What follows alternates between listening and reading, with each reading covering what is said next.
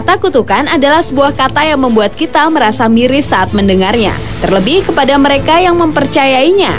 Sesuatu yang berawal dari sebab akibat dengan segala keterkaitannya, kejadian yang serba kebetulan, sehingga sampai pada kesimpulan yang kerap dikaitkan dengan adanya faktor mistis. Seperti kejadian yang pernah dialami oleh para selebriti, public figure, maupun tokoh dunia berikut ini. Dan On The Spot telah merangkumnya dalam kutukan paling aneh.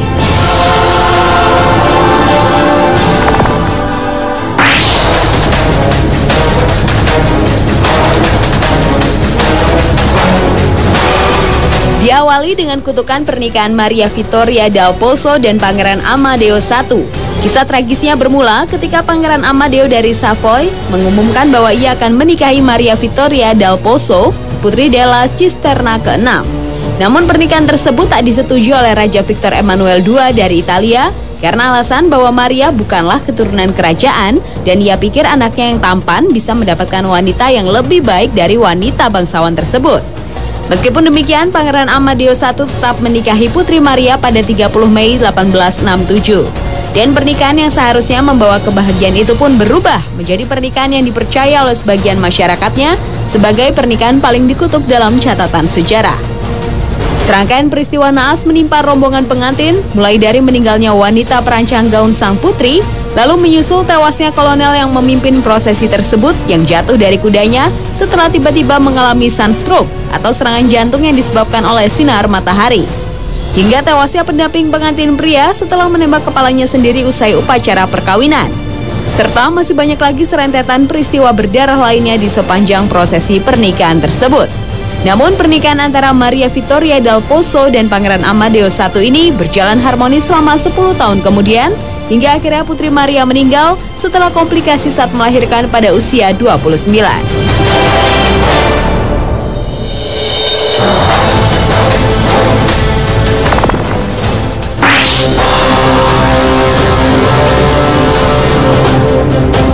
Selanjutnya adalah kutukan makam Timur.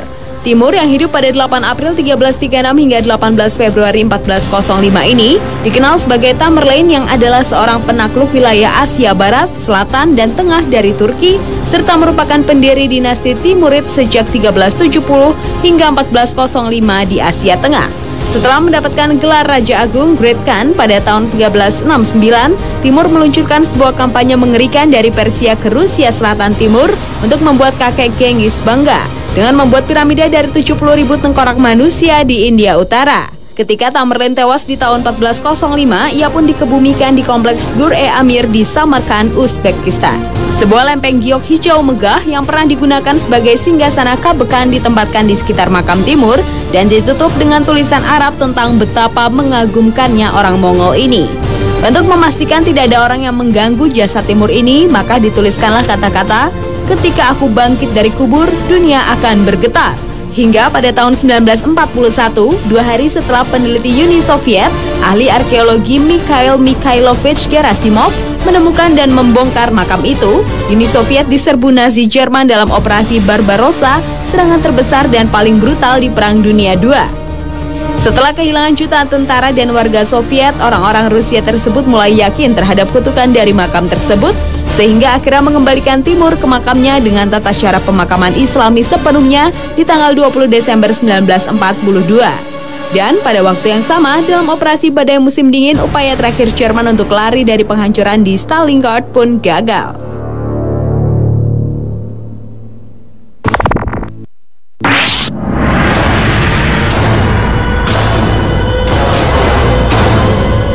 Berikutnya adalah kutukan Oetzi atau yang dikenal sebagai manusia es, ditemukan di puncak gunung antara Austria dan Italia pada tahun 91. Selama 13 tahun selanjutnya, di samping banyak rumor tentang kematian oleh Oetzi, juga dikatakan adanya sebuah kutukan dalam jasad mumi Oetzi si manusia es. Di mana sejak penemuan Oetzi, tercatat 7 orang yang berhubungan dengan penemuan jasad muminya tewas mengejutkan. Mulai dari kematian Rainer Hahn, ahli patologi forensik yang memasukkan jasad Oetzi ke kantung mayat, tewas dalam kecelakaan mobil. Kurt Fritz, si pemandu gunung yang telah menemukan wajah manusia es untuk pertama kalinya, juga tewas dalam longsoran salju. Rainer Holz, yang membuat sebuah film dokumenter tentang pemulihan Oetzi, meninggal karena tumor otak. Helmut Simon yang terkenal sebagai Bapak Otzi karena menjadi salah satu pendaki Jerman yang menemukan tubuhnya ditemukan tewas di sungai setelah jatuh 300 kaki. Dieter Warnick, Konrad Splinder, hingga Tom Loy yang membuat penemuan luar biasa tentang darah pada pakaian dan senjata Otzi meninggal karena penyakit darah keturunan. Peristiwa kematian ketujuh orang tersebut masih terbilang wajar, namun menjadi janggal ketika dihubungkan dengan kronologi penemuan jasad mumi Otzi yang misterius ini. Sehingga beberapa teori pun coba diuji untuk mengungkap penyebab kematian Otzi si manusia es yang kini tersimpan di Museum Arkeologi Tyrol Selatan di Bolzano, Italia Utara.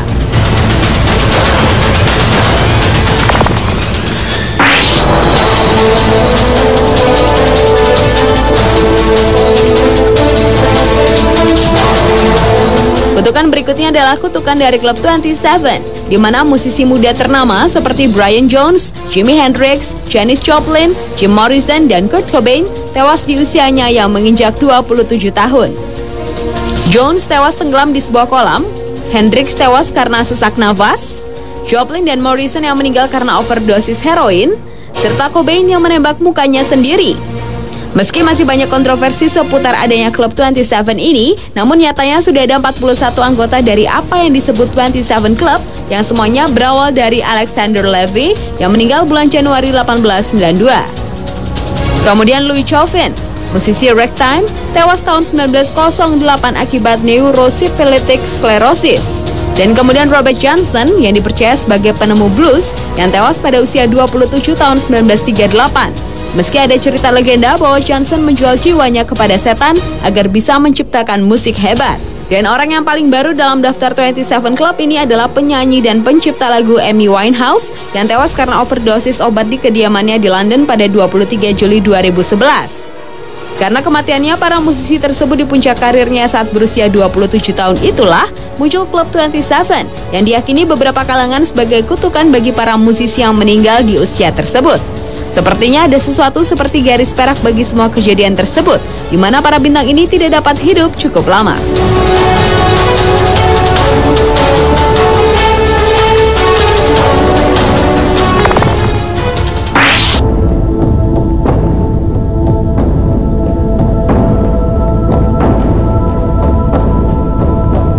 Berlanjut ke kutukan nomor telepon. Bila biasanya kaum Tionghoa mempercayai yang namanya angka keberuntungan, kali ini nomor ponsel bisa menjadi kutukan untuk sejumlah alasan tertentu.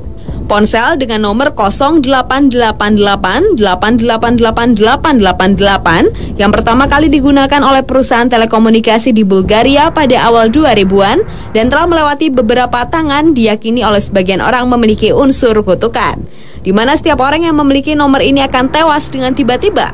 Tahun 2001, pemilik asal sekaligus CEO Mobitel, Vladimir Grasnov, tewas oleh kanker. Dan nomor tersebut kemudian diberikan ke bos mafia bernama Konstantin Dimitrov yang tertembak mati ketika makan malam dengan seorang model pada tahun 2003. Terakhir, nomor ini sampai ke tangan usahawan bernama Konstantin Jeslev yang tertembak di luar sebuah restoran khas India di ibu kota Bulgaris pada tahun 2005. Konstantin yang pertama adalah seorang bos mafia, dan Konstantin kedua merupakan usahawan korup di perusahaan obat-obatan dan kemungkinan dibunuh oleh orang Rusia yang tidak menyukai persaingan.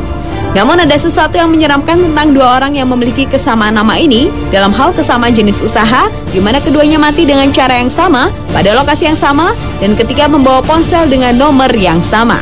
Sejak itu, Mobiltel mencabut nomor telepon tersebut tanpa keterangan yang jelas.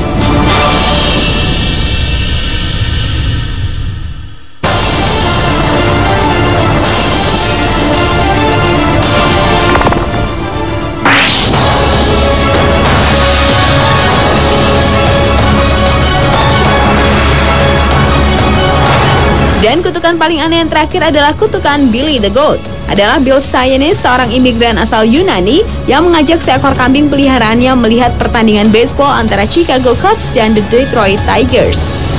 Kambing bernama Murphy tersebut ia bawa serta dengan cara dipakaikan selimut dengan ditambahkan tulisan "We got Detroit's Goat". Sayanis dan kambingnya diizinkan melewati Wrigley Field dan sempat duduk di tempat di mana sesuai dengan tiket yang ia beli sampai mereka diusir dari stadium sebelum pertandingan atas perintah dari Philip Knight Wrigley, si pemilik Chicago Cubs, dikarenakan bau yang ditimbulkan dari kambing peliharaan itu. Sayanis pun marah dan bersumpah bahwa Chicago Cubs tidak akan pernah memenangkan permainan di Wrigley Field. Dan kutukan ini pun terlihat saat dengan jelas Cubs didegradasi ke Divisi 2.